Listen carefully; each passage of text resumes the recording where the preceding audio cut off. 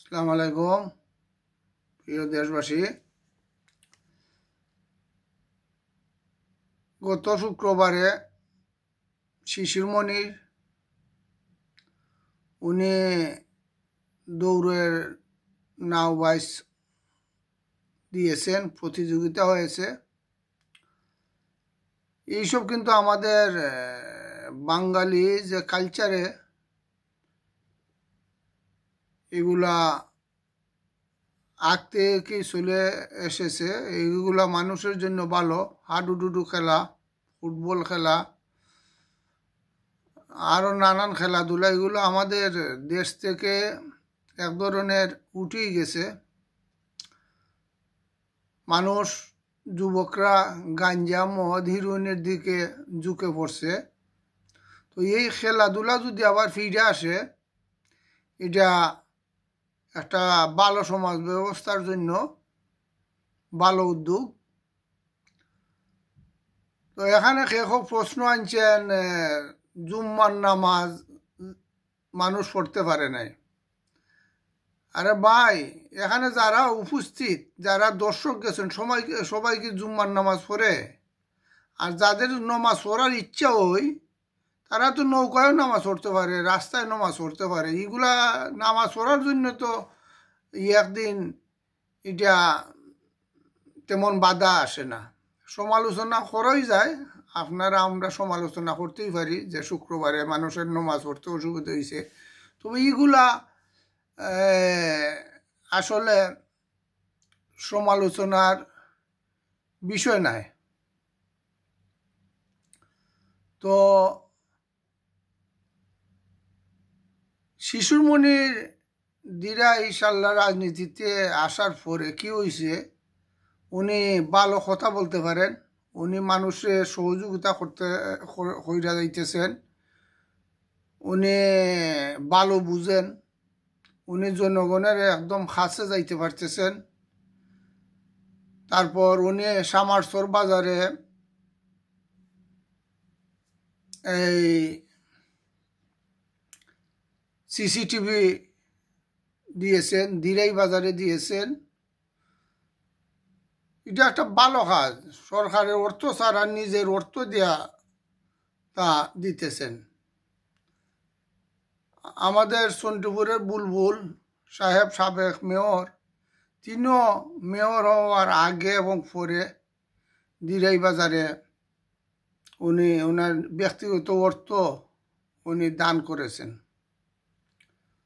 তো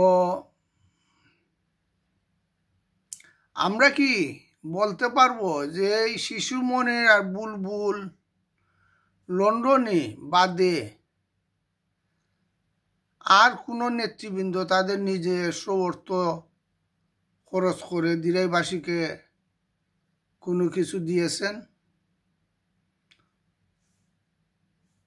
যেমন আমাদের প্রয়াত সুমনজিৎ সেনগুপ্ত, তিনি মহিলা কলেজ করে গেছেন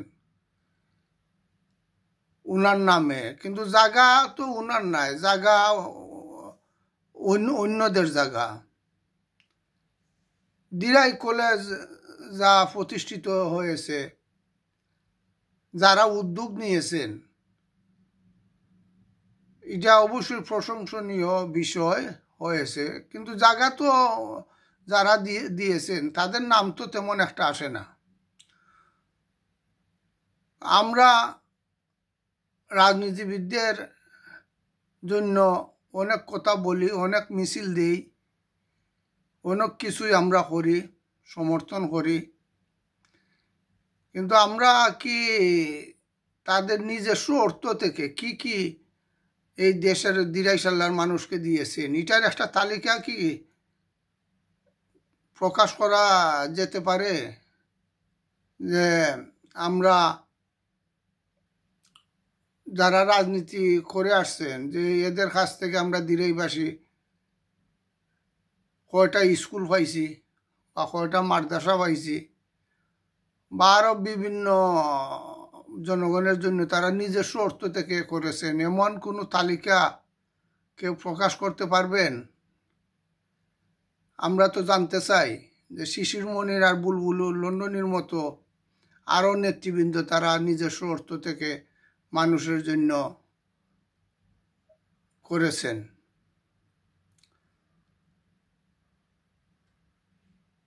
আলোচনা সমালোচনা অনেক কিছুই করা যায়, কিন্তু বাস্তবে কয়জন নিজের অর্থ দান করতে পারেন, এটাই হলো বড় বিষয়।